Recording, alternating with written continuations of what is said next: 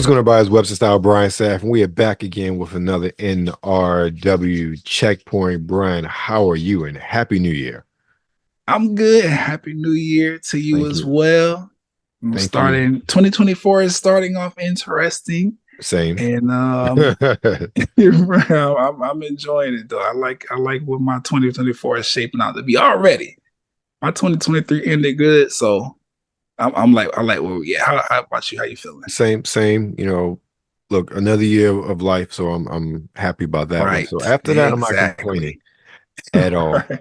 Now, it's kind of slow if you haven't checked it out. You know, we dropped some videos during the break talking about games we played in 2023 and games we're looking for in 2024. Well, this is like the doldrums of gaming for some reason. Like there's been nothing that's come out until this week, but it seems like we're getting an onslaught of games next week, including one of the games we were looking forward to, the new Prince of Persia game. But we're getting that next week when those games came out. But this week we have a couple of indie PC games that are dropping.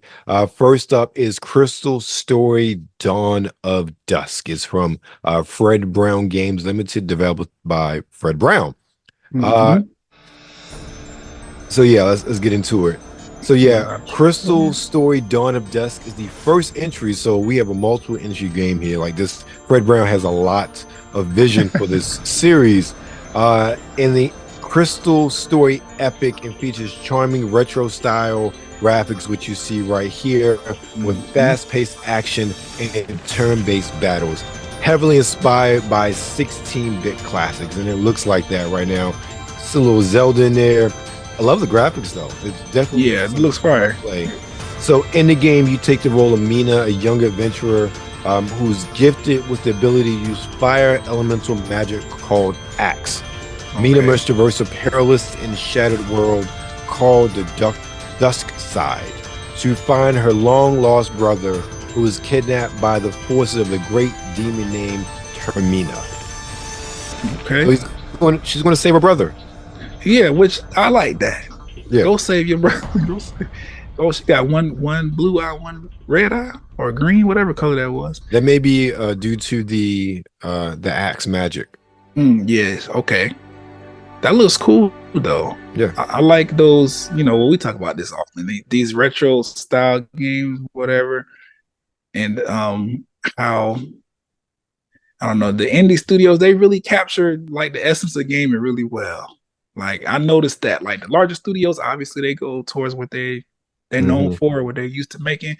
But these indie studios, they really capture like what gaming is about, storytelling. The unique art design and the playability, the functionality. Like this game kind of is in that same vein, and I like what I saw. Right. I agree. It's something about the way these indie games. I'm assuming Fred Brown he's a one-man shop. He did it himself. I'm making this assumption. Who else Fred Brown got over there? Fred? Who else got over there? Exactly. So I'm curious to see one. I don't know if this is a trilogy or what, but obviously he has a plan for this series, and apparently it's been gestating for a while. The demo is on Steam, so that is something there. And both of these games today are PC only, so no console. Damn. Yeah, exactly. But it's a free demo on Steam, so and something like that is not going to take a really power hungry or power intensive or need a lot of power or graphical power on a computer. So you know it'll be accessible to a lot of people. That is very true.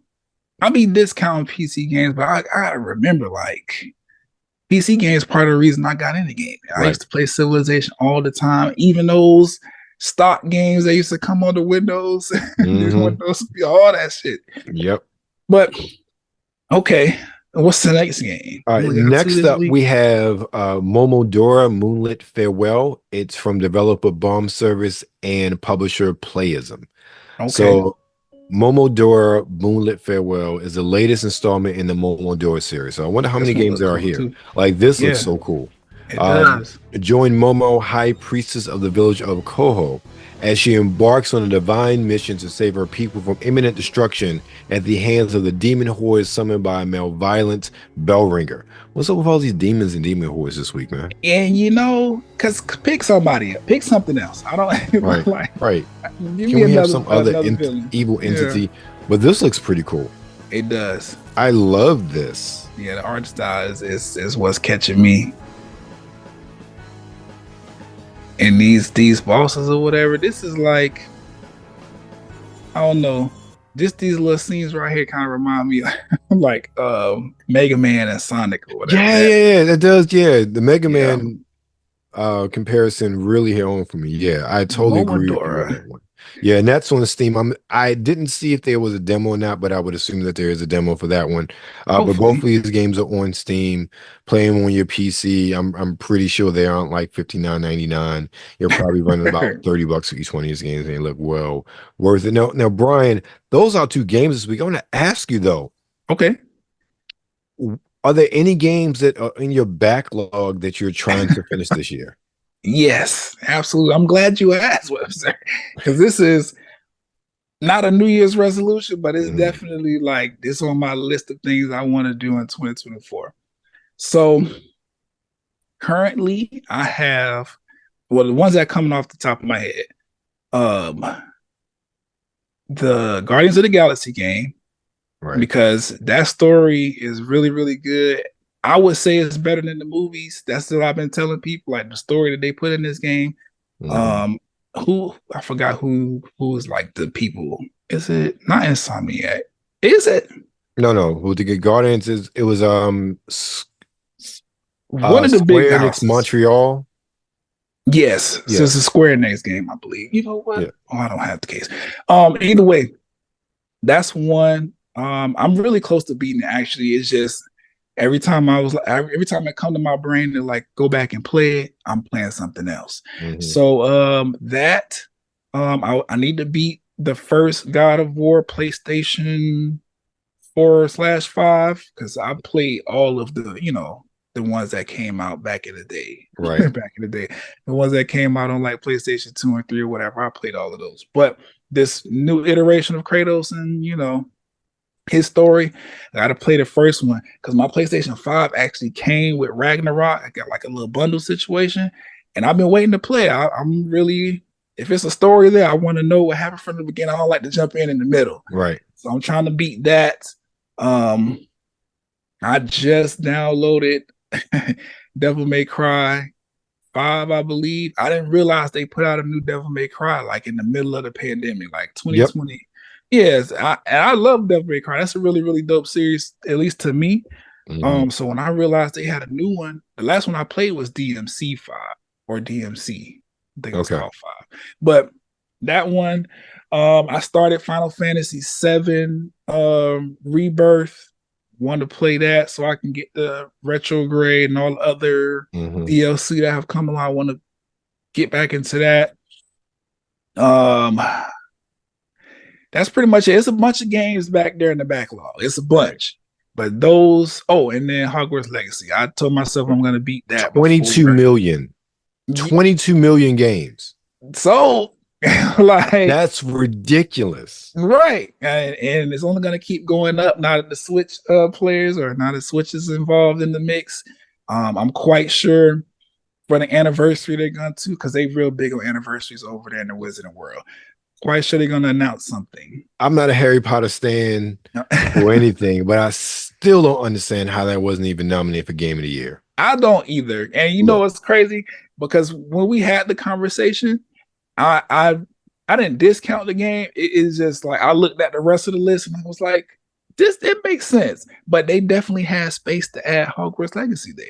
I feel like the tone that game set, like I'm talking about, it was selling like heavy. Right. Early. We talking about across all systems. We talking about, Xbox Series systems, PS5, PS4, yes, Xbox One, and Switch. Yeah. And PC. Right. And when you have a game that has such a wide net and it's everywhere, and everybody's buying it on every system is available for. I feel like when you have those multi-platform games like that are just everywhere and explode, I feel like, and this is my opinion, and I feel as though that carries a lot more weight than one that's a platform exclusive when you talk about game of the year, because you reach a larger audience. And when you have a larger audience that all says, yeah, this game is it, I think you have to take that into take more weight to that when it comes to your nomination process or talking about the best of the best. Especially in the video game landscape we're in. Yes, I definitely agree, because that game really, and it's a good game.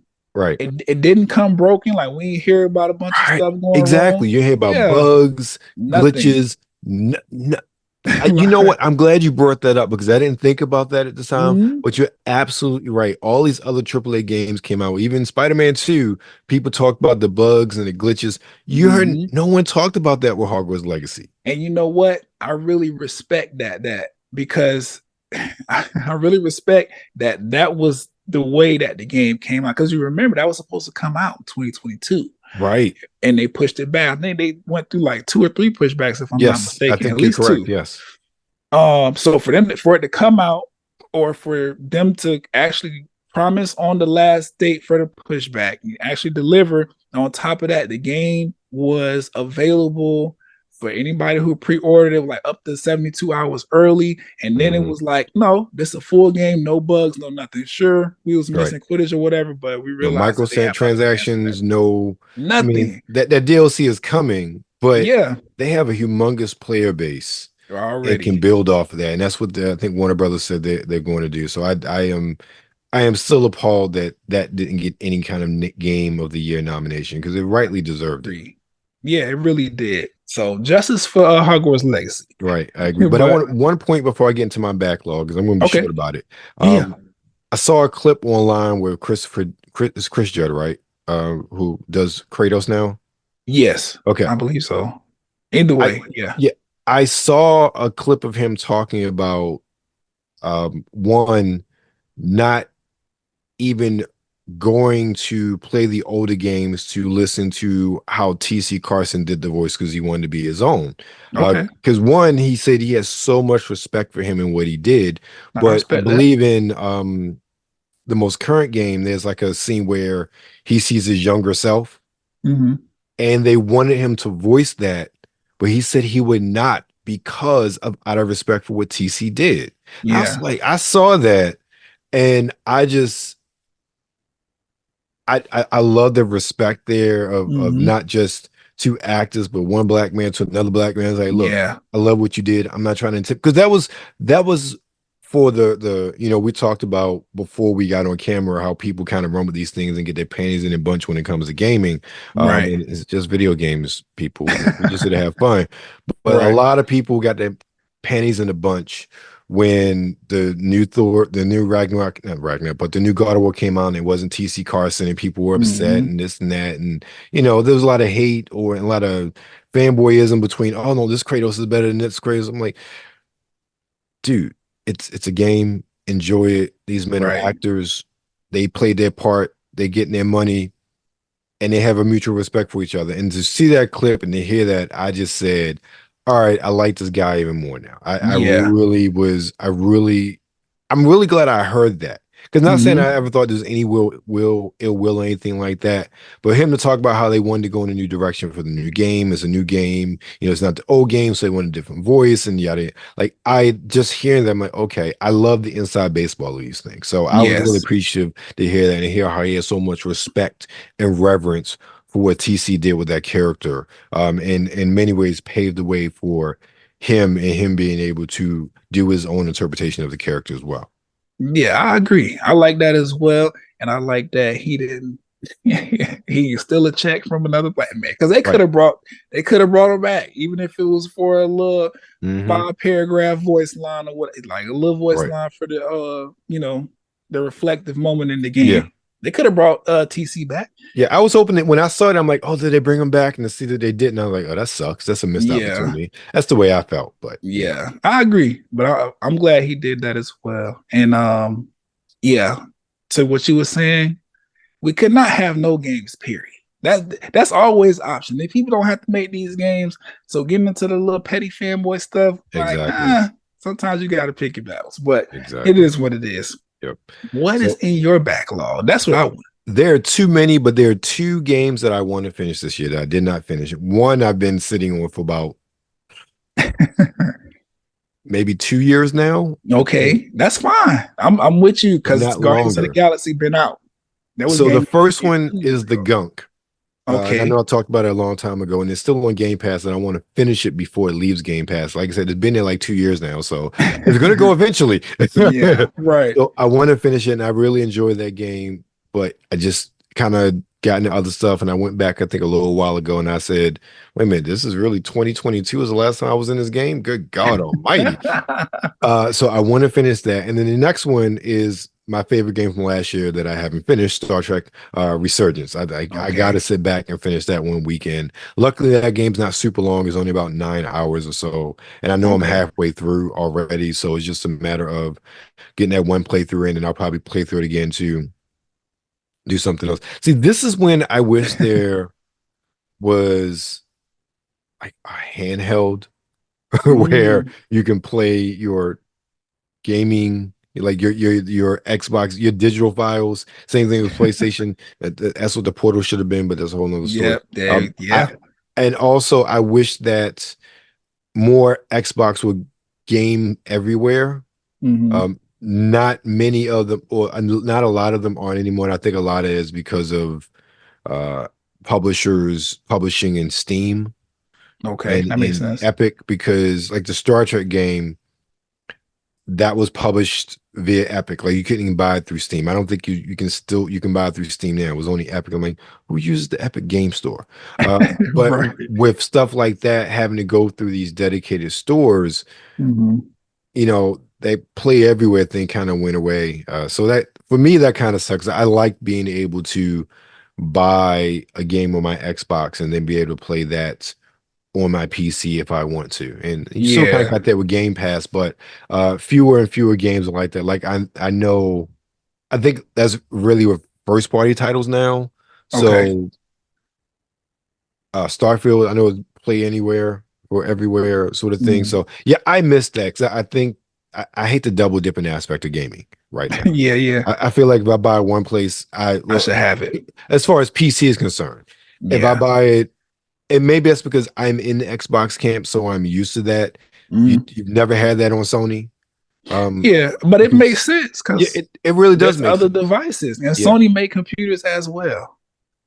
Yep. So it should definitely be like that. They don't own the operating system, so that's true. I guess it goes there. That's true. So, but that's our take on gaming this week, and also some of the things that are in our backlist. Brian, what's going on with you this week, man? So I actually started back recording for the Talk+Play Blurred Pod, which can be found on whatever streaming services. So whatever services that you stream is over there. But I started back recording, so I'm looking to put out this episode between now and the next time we record for the NRW checkpoint. So about a week. Somewhere in the next week or so. Outside of that, I'm maxing and relaxing. I'm enjoying what 24 has done so far. Still laughing at Cat Williams in his interview, and enjoying what other content. That's the gift that keeps on giving, right there. Right. But that's it. What about yourself? What you got going on? Boy, talking about Cat Williams. So I dropped an impromptu episode of the Sartorial Geek podcast with WebsterStyle. I didn't plan on coming back until like next week or the week after. I was gonna give it a little bit of a break. I understand. Just because there's a lot going on, but ended up having a conversation with Ren of Ren's Red Room. And I'm like, hey, this is too good to just leave on Instagram Live. So put that together, so that's up there talking about Cat Williams and everything there. Also, I put out a how-to on how to tie a bow tie. I forgot about Okay. that. So that's up there on YouTube as well as Instagram and all Which the other I ain't gonna lie, platforms. I need that. Now I know how to tie, like tie you. I know how to do Mhm. those, but the bow, I gotta get it prepackaged. I mean, No, but I would well, like to learn yeah, how check it to. out, man. It's pretty simple. Detailed instructions. Real quick too. Also recently dropped this past weekend. Okay. You'll find Daytona USA game bites on both Yeah, WebsterStyle and Nerds Rule the I World. saw that. Today there's a lot going on. Today I dropped an interview with Hotep. Hotep is the creator of Black Lion and Sons. It's a His name retro inspired Hotel. anime manga video game targeting African American youth. And Okay. then Friday I have it's not even an interview with Alfonso Lays. It's we just talk fragrances for 45 minutes with Alfonso Lays, and the Ain't nothing interview will wrong with drop that. next week. Okay. So and then it's already out on Nerds of the World, but on WebsterStyle dropping the game bites for Crazy Taxi. So Okay. Yes. we busy up Which in here.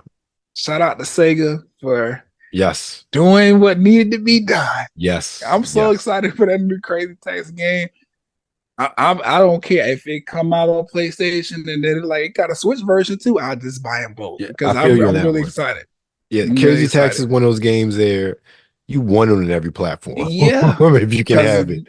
definitely. Yeah. I plan on being It's on some just so fun. planes this year, and I'm gonna be Crazy Taxi while I'm in the sky. Right. Well, that's all we got for you guys this week. You know we are Nerds of the World. Make sure you follow us on all the social medias, on Twitter at the NRW, on Instagram and News Wednesday, and of course, you know we are YouTube. Make sure you like, you share, and subscribe.